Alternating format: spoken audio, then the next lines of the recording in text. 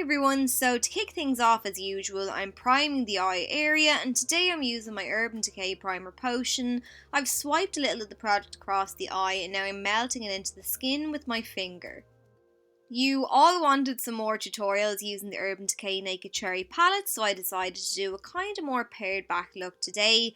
I'm beginning by taking the shade Juicy along with the double-ended brush that comes with the palette, and I'm starting by using the fluffy side to blend this colour into the crease. So I'm just letting the brush do all the work here, rocking it back and forward in the crease, and once I've laid down the colour, I'm using circular motions just to buff and blend that shadow out. And as always, I'm building up the shadow, applying a couple of layers until I get the intensity that I want. Now I'm flipping that brush around and using the short dense side to sweep that same shadow down along the lower lash line, and I'm making sure to connect it with the shadow on the outer edge. So the short brush will help keep your shadow relatively close to the lashes, so if you want to really smoke out the shadow, run your blending brush down along the edges. Now I'm going in with the shadow Bing and I've picked up some of this eyeshadow again on my fluffy blending brush. I'm tapping some of the shadow down on the outer corner of my eye and then I'm working what's left on my brush across into the crease. To get a more intense colour payoff to the lid area, use the small dense end of the brush because that'll really pack on colour, and because it's smaller, some people may find it easier to apply shadow to that area, but whatever you find handiest. Pack on the shadow however you want, just be sure to soften the edges, we don't want any harsh lines. What I do to the top, I do to the bottom, so once again I'm taking a little more of that Bing eyeshadow, I'm applying it down along the lower lash line with the bullet shaped end of the brush, and then I'm fading everything out with the fluffy side. So I'm working my way now from light to dark, and this will just give you a gorgeous gradient effect and take your makeup look to the next level. So I'm tapping down the shade Devilish now on the outer corner, and then I'm softening it like I've done with the previous shade, and I'm just not blending it as far across the eye.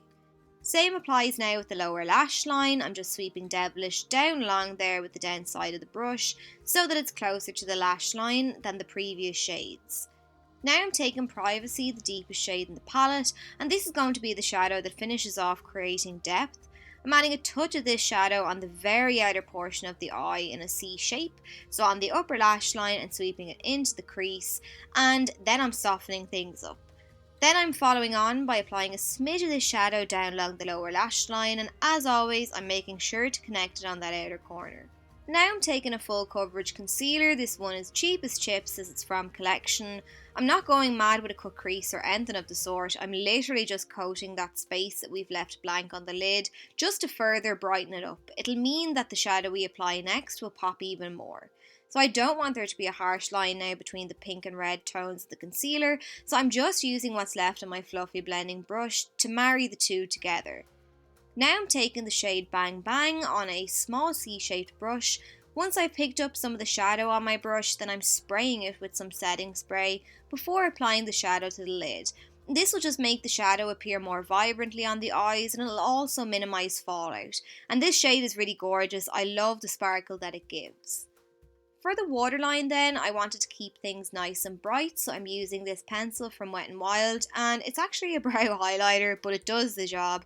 It really helps to open up that eye area. Now I'm going in with some lashes, and this step of course is optional. I'm just using these ones from Kiss because they're nice and natural and really easy to apply because the lash band is very thin. Once I've got those stuck firmly in place, then I'm using this Note Cosmetics mascara to blend my own lashes in with the false ones, but then that's it. So I hope you enjoyed the tutorial and found it helpful. If you did, please let me know by giving me a thumbs up, commenting and subscribing, and I'll see you soon.